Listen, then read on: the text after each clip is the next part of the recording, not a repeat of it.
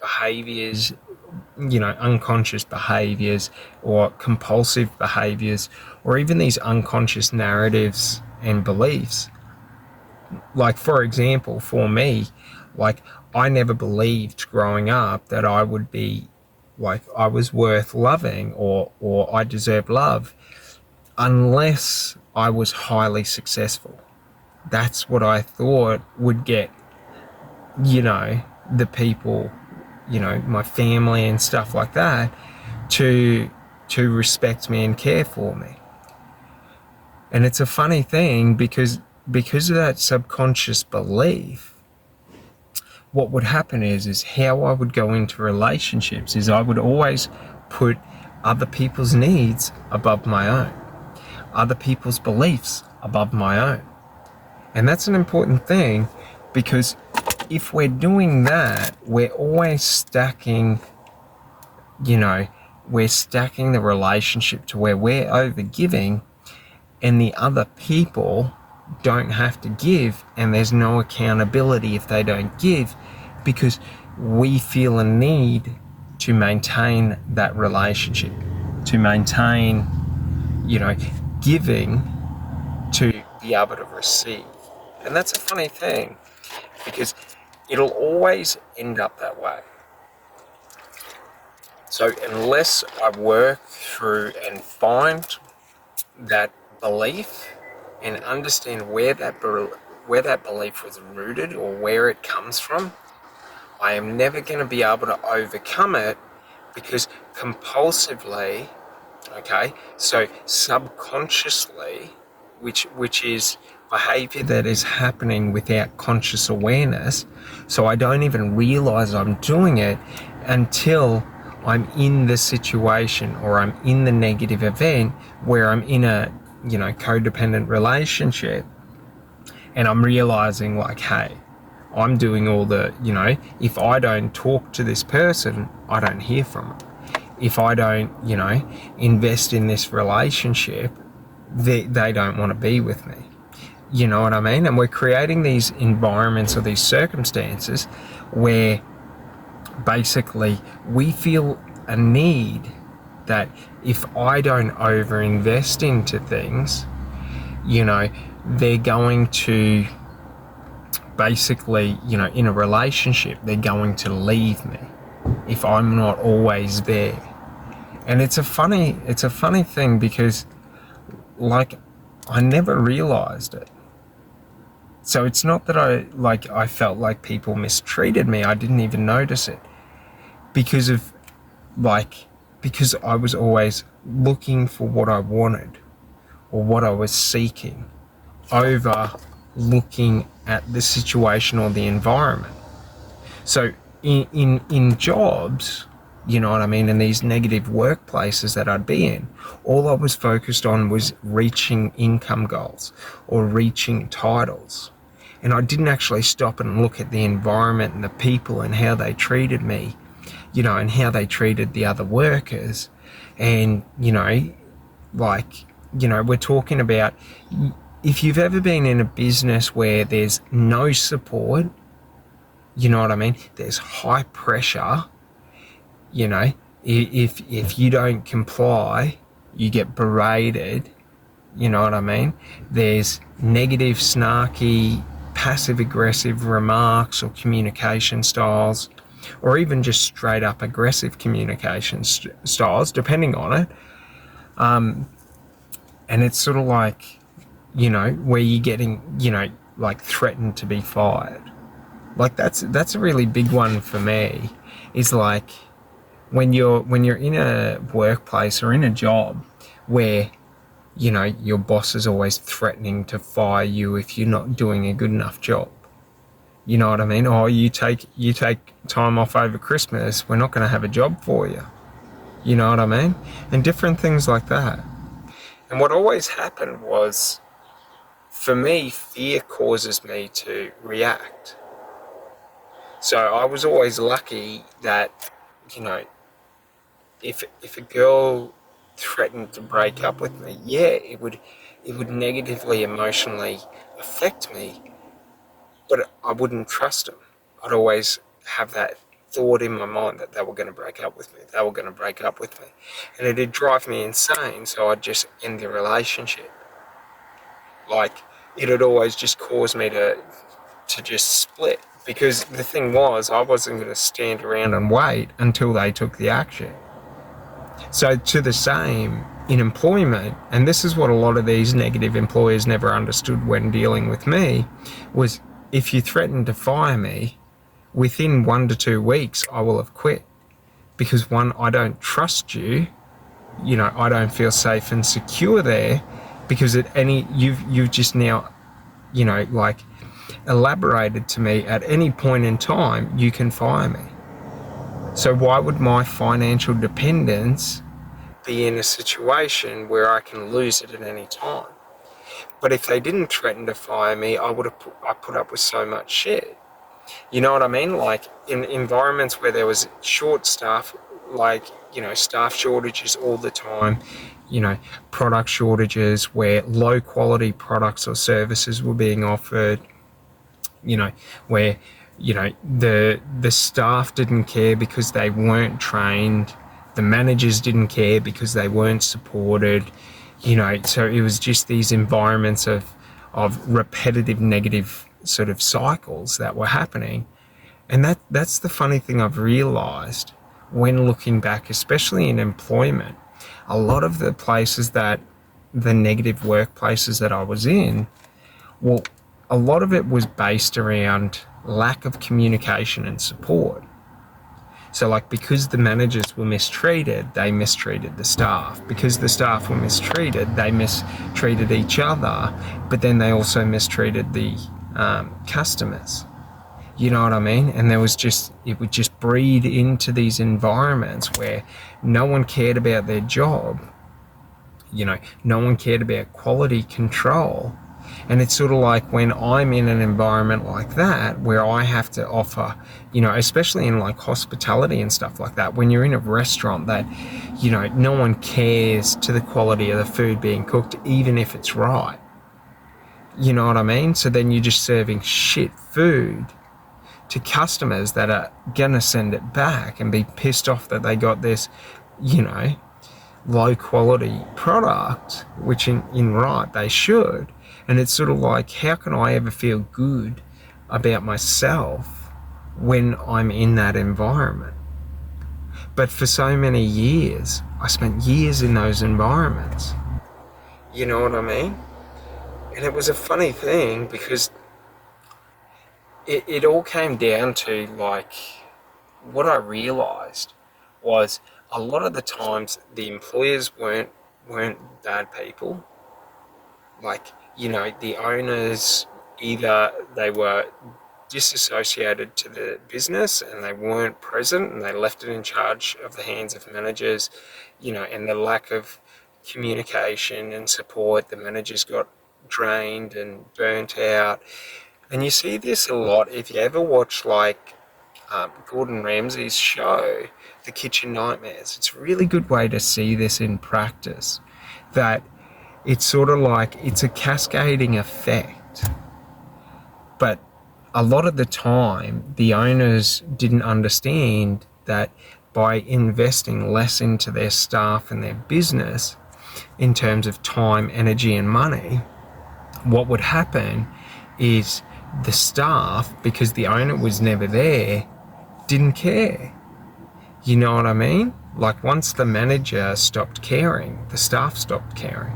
And once the staff stopped caring and the manager stopped caring, you know, the customers suffered. I was in this position so many times, even as a staff member and as a manager, to where you're just in this position where it's a no-win scenario, where you have low quality food, where you have food shortages, especially in these restaurants.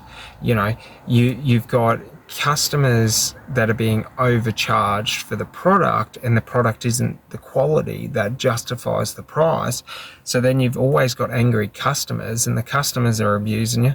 And because you're, you know, low on staff, you sort of, you know, you can't get food out quick. And it's sort of like, for so long I pushed myself through those environments, And I didn't understand why I was always doing that, and it made me, negative in the fact that if you're miserable in your job and you're spending 40, 50 hours a week in your job, like, you're miserable when you're out of your job, and you're miserable to anyone that you're around. And it's so funny because in my 20s, I didn't realize it, but everyone was so miserable. Everyone I knew. And then what would happen is the weekend would come around and then we'd all go out. And it was the use of alcohol and drugs to sort of counterbalance how miserable our lives were making us. And it's so funny because, like, to me, once I started to realize that it was me putting myself in these situations, it was because I was, listening or valuing the owner or the manager's opinion above my own, that, I was sort of feeling that I was trapped in these situations. And it's like, for so long of my life, I was so anxious. I always had a really high anxiety. And it wasn't really until I started pulling back, because when you're validating yourself externally, okay, when we're believing all the opinions of others, when we're putting other people's values above our own when they don't align. So, like, if you're an honest person and you take a job in a business that is a dishonest business, you know what I mean? So, like, take for example a restaurant. If you believe in high quality products and always doing your best, and you go in and work for a restaurant that they don't care about the quality of the food, they don't care about the quality of the staff training or the service and things like that, and you sit in there and you work there, it just degrades you. And what happens is usually we try and align our values to those around us. So that was the thing I never realized, was I was doing so much damage to myself because I was always valuing other people's opinions and then sort of making excuses to myself of why I had to sort of not like why it was acceptable to do it their way. Making the opinion that, this is their business. So if they want to rip off their customer, they're allowed to. But if I'm a part of it, I am ripping off that customer as well. And that's sort of what I didn't see, is it really negatively affected my mindset. But then once I'd leave that job, within a week or two, I'd be back to who I was. But I could never see why that was. You know what I mean? And most people, if you look into your own life, you'll realize this, that, like, even if you're in the most negative environment, work environment, when you leave that environment, you don't drag that environment on unless, you've been really conditioned into it. But it's like you don't propel it.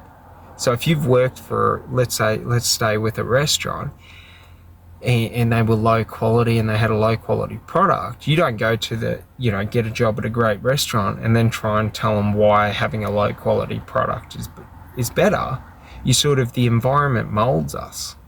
So if we're able to, and this was sort of one thing I realized from my own experiences, if we're able to get ourselves into good environments, that's the majority of the battle. Because at least if we're in good environments around good people, we're already pretty much there to where we feel good about ourselves, we feel good about our position, we feel good about what we're doing, we feel good about the people we're around. And it's like, you know what I mean? It just all sort of cascades, and we're sort of like everything's layering on top of each other. But the other thing is we're so volatile, because if anything changes, for example, I worked for many great businesses that sort of had circumstances outside of their control that sort of deteriorated the business. Things like, for example, franchises being taken over by large corporations, and then the large corporations basically change the suppliers and go for cheaper suppliers to save on money because they're looking at the nationwide sort of franchise costs in terms of suppliers and right and and what happens is then the quality of the produce is lower. So then the byproduct is the quality of the product is lower, and then the quality of the product being lower increases the customer complaints. And then basically, as the customer complaints increase, employee morale lowers, especially for the managers, because the managers are the ones that are always dealing with it, and the front of house staff. And then and then the cooks and the chefs are miserable because they take pride in what they do. And this is the funny thing. I never understood why people couldn't see what was happening around them. Like, even when I was in there, like, I'd always be saying, like, hey, if we increase the quality, all our problems go away. But the problem was, the owner, like in this case it was a franchise, the owner didn't have control unless he went out and bought the produce himself from a fruit shop and all of that, which he tried to do, but it's just the cost was so much higher. And by that time, the reputation of the franchise was pretty much destroyed because, the company that took it over went from being a high quality franchise to now competing with the low quality franchises. And, it's one of those things that we're unable to regulate when we're getting validation from our external environment. Because if back then I knew what I know now about self-validation, well, I would have known that, hey, this situation won't get better. But we all thought it would get better because we didn't realise. And that was a really sort of miserable thing because I would stay there longer. So by the time I'd quit, I'd be miserable and it'd take me a month or two before I'd sort of be back to normal. You know what I mean? My sleep would be bad, my diet would be bad, my anxiety and stress would be high. I'd be drinking and smoking cigarettes to excess. And it's sort of like, all these things were like ways of coping or like side effects of the added stress and the sort of the misery of working in a job that sort of drains who you are. But if I knew what I knew now about self-validation, I would have been able to say, this environment is not conducive to who I want to be.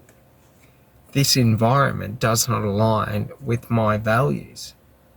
And that's an important thing, is that in understanding self-validation, when we put it into practice, we have to understand how to set boundaries, because our boundaries are how we enforce the self-validation.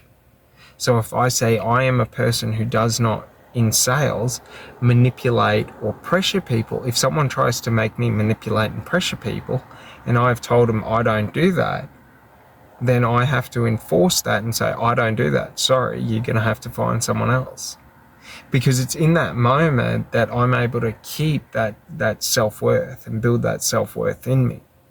But if I sit there and I say, and I agree with them and I sort of go along with it, I'm sort of degrading my self-worth, because I'm lowering my standards or my values in life for, what theirs are.